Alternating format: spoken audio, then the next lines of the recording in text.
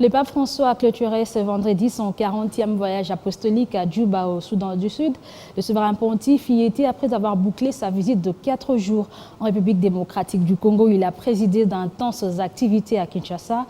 Et la dernière pour cette tournée de Kinshasa était de la rencontre avec les évêques de la Conférence épiscopale nationale du Congo. Le Saint-Père a égrené les devoirs et défis des évêques qui ont la charge de 48 diocèses en RDC, le plus grand pays catholique d'Afrique centrale.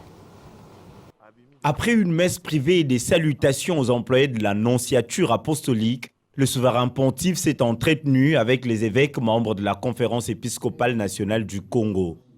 Le pape François a eu des mots forts et justes pour interpeller ses collaborateurs face aux défis que l'Église traverse. Le souverain pontife a exhorté les évêques à chasser l'air pollué de la mondanité.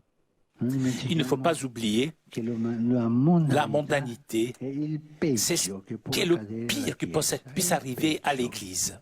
Vous êtes la voix avec laquelle Dieu veut dire aux Congolais: tu es un peuple consacré au Seigneur, ton Dieu. Par vous, ce peuple a la grâce de s'entendre dire des paroles semblables à celles que le Seigneur adressa à Jérémie. Si nous cultivons la proximité avec Dieu, nous serons poussés vers le peuple et nous éprouverons toujours de la consolation pour ceux qui nous sont confiés.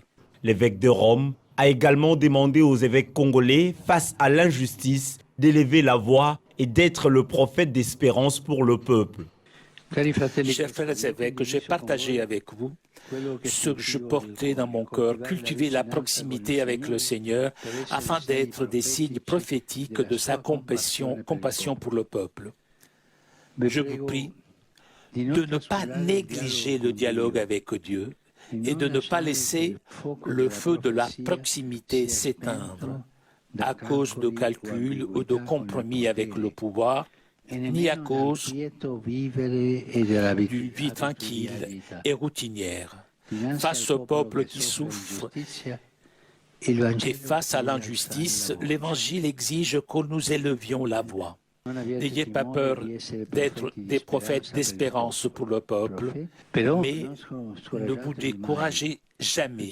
Devant les évêques membres de la SENCO, le prince de l'Église catholique romaine a parlé de la proximité de Dieu qui, selon lui, est une déclaration d'amour dans le cœur de tous que personne ne peut effacer et qui, au milieu des tempêtes de la vie, devient une source de réconfort.